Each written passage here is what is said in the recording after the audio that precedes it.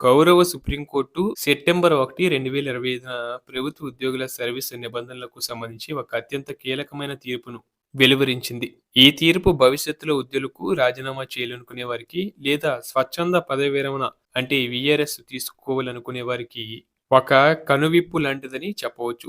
ఈ కేసు పూర్తి వివరాలు, సుప్రీంకోర్టు చేసిన వ్యాఖ్యలు మరియు ఉద్యోగులు తెలుసుకోవాల్సిన విషయాలను వివరిస్తున్నామండి.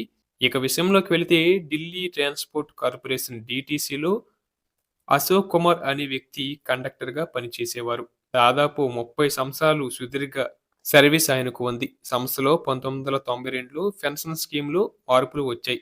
అంతకుముందు ఉన్న కంట్రిబ్యూటరీ పెన్షన్ స్కీమ్ స్థానంలో సీసెస్ పెన్షన్ రూల్స్ ప్రకారం నడిచే నూతన పెన్షన్ స్కీమ్ అమల్లోకి వచ్చింది. దీని నిర్వహణ బాధ్యత ఎల్ఐసికి అప్పగించారు.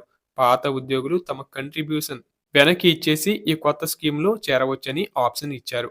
అశోక్ కుమార్ గారు కూడా ఈ స్కీమ్‌లో సభ్యుడిగా ఉన్నారు. అయితే 30 ఏళ్లు సర్వీస్ చేశాక వ్యక్తిగత కారణాల వల్ల ఆగస్టు 2014న ఆయన తన ఉద్యోగానికి రాజీనామా చేశారు. ఆ రాజీనామాను అధికారులు 2014 సెప్టెంబర్‌లో ఆమోదించారు. కానీ ఇక్కడే అసలు సమస్య మొదలైంది. రాజీనామా ఆమోదించిన 9 నెలల తర్వాత అంటే ఏప్రిల్ 2015న నేను నా రాజీనామాను వెనక్కు తీసుకుంటాను. మళ్ళీ డ్యూటీలో చేరుతాను అని అప్లికేషన్ పెట్టుకున్నారు. కానీ నిబంధనల ప్రకారం అంత సమయం గడిచాక విత్‌డ్రా చేసుకోవడం కుదరదని సంస్థ తిరస్కరించింది. ఆ తర్వాత అశోక్ కుమార్ గారు, సార్ నేను 30 ఏళ్లు పనిచేశాను కదా! నాకు రావాల్సిన పెన్షన్, ఇతర బెనిఫిట్స్ ఇవ్వండి అని కోరారు. కానీ డీటీసీ యాజమాన్యం మీరు రాజీనామా చేశారు కాబట్టి మీకు పెన్షన్ రాదు. కేవలం మీ పీఎఫ్, జీపీఎఫ్ డబ్బులు మాత్రమే వస్తాయి అని తేల్చి చెప్పింది. దీనిపై ఆయన క్యాట్, ఢిల్లీ హైకోర్టులను ఆశ్రయించినా అక్కడా నిరాశే ఎదురైంది. చివరగా కేసు సుప్రీంకోర్టుకు చేరింది. అశోక్ కుమార్ గారి లాయర్ వాదన ఏంటంటే ఆయనకు 20 ఏళ్ల కంటే ఎక్కువ సర్వీస్ ఉంది.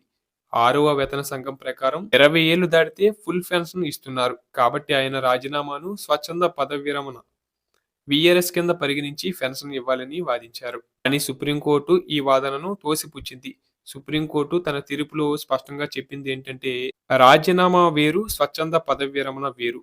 సీసెస్ పెన్షన్ రూల్స్ లోని రూల్ నెంబర్ 26(1) ప్రకారం ఒక ప్రభుత్వ ఉద్యోగి సరైన అనుమతి లేకుండా అంటే వితౌట్ ప్రాపర్ పర్మిషన్ తన పోస్టుకు రాజీనామా చేస్తే అప్పటి వరకు అతను చేసిన గత సర్వీస్ మొత్తం రద్దవుతుంది. సర్వీస్ మొత్తం రద్దయ్యాక ఇక పెన్షన్ వచ్చే ప్రసక్తే ఉండదు. కాబట్టి అశోక్ కుమార్ గారికి పెన్షన్ రాదు అని కోర్టు స్పష్టం చేసింది. అయితే ఉద్యోగికి అనుకూలంగా కూడా కోర్టు కొన్ని ఆదేశాలు ఇచ్చింది. రాజీనామా చేసినప్పటికీ ఒక ఉద్యోగి 5 సంవత్సరాల సర్వీసు పూర్తి చేసుకుంటే చాలు వారికి గ్రాట్యుటీ పొందే హక్కు ఉంటుంది.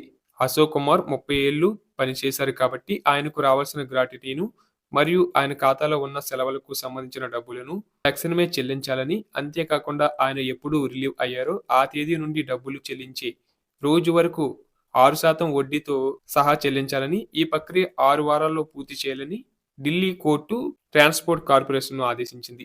ఉద్యోగికి గతంలో సస్పెన్షన్‌లు ఉన్నాయని, రికార్డు సరిగ్గా లేదని డీటీసీ చేసిన వాదనను కోర్టు పట్టించుకోలేదు. రాజీనామా ఆమోదించినప్పుడే వీరు చర్యలు తీసుకోవాల్సింది. ఇప్పుడు బెనిఫిట్స్ ఆపడానికి ఆ కారణాలు చెప్పకూడదని కోర్టు చీవాట్లు పెట్టింది. దీనిని బట్టి ఉద్యోగులు గమనించాల్సిన ముఖ్య విషయం ఏంటంటే చాలా మంది మంచి అవకాశాలు వచ్చాయని ప్రైవేటు సెక్టర్‌కో లేదా వేరే ప్రభుత్వ ఉద్యోగానికో మారుతుంటారు. అలా వెళ్ళేటప్పుడు తొందరపడి రాజీనామా చేయకూడదు.